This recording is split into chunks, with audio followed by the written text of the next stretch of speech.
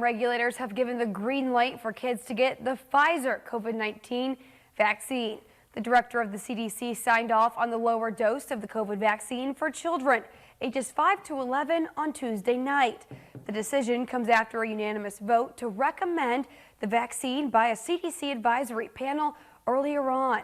Now, more than 28 million children can now start receiving their vaccines. Since the beginning of the pandemic, more than 83 children on the U.S. mainland have tested positive or been hospitalized with COVID-19, and at least 94 children in the 5 to 11 age group have died from complications. And President Biden held a news conference on his final day at the United Nations Climate Change Conference in Scotland. Delegates from almost 200 countries are attending that summit, which runs until next Friday.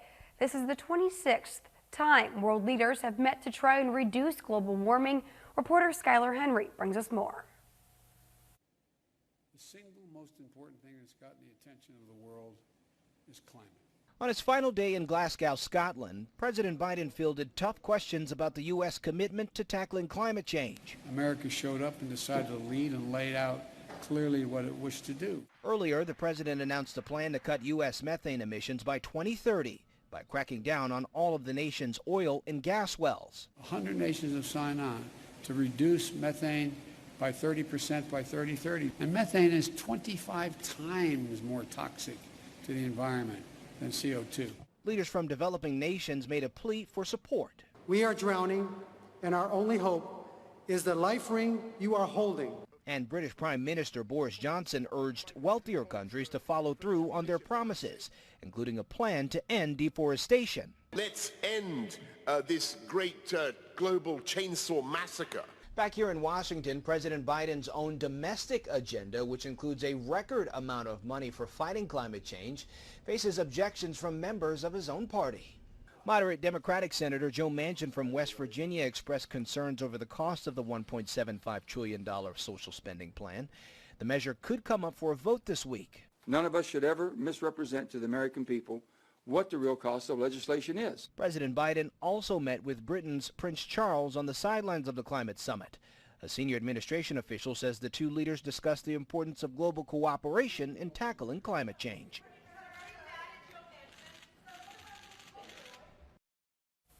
Now, during his remarks, President Biden also called out China and Russia, two of the world's biggest polluters, for failing to show up for that summit.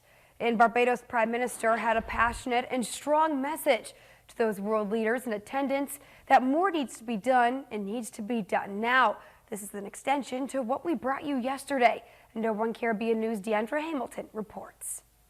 Small island developing states experienced a decline in climate financing by 20%, a breach of trust, the breaking of a promise which is immoral and unjust, she said, wagging her finger at the misbehavior of the larger nations, which are literally fueling the rising temperatures which are leading to climate change, was Barbados's Prime Minister Mia Mottley in another valiant speech delivered to hold G7 and G20 countries to account. When will we, as world leaders across the world, address the pressing issues that are truly causing our people angst and worry, whether it is climate or whether it is vaccines? When cameras captured some of those world leaders at the summit during the UN's Climate Change Conference, or COP, being held in Glasgow, Joe Biden, President of the United States, Scott Morrison, Prime Minister of Australia, Canada's Prime Minister Justin Trudeau, and Boris Johnson, Prime Minister of the UK, looked solemn, even ashamed. How many more voices and how many more pictures of people must we see on these screens without being able to move?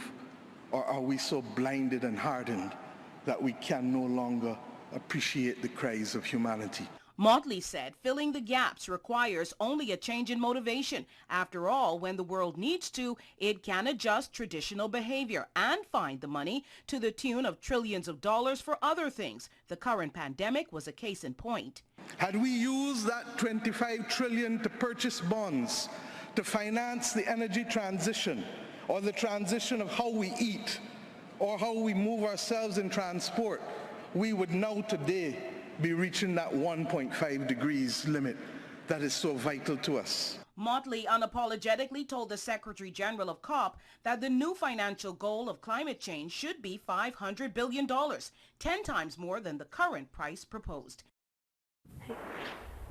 And now with our Deandra Hamilton reporting there. Meantime, disciplinary action may be taken by the police department in Belize against a group of law enforcement officers caught at a social get-together during curfew.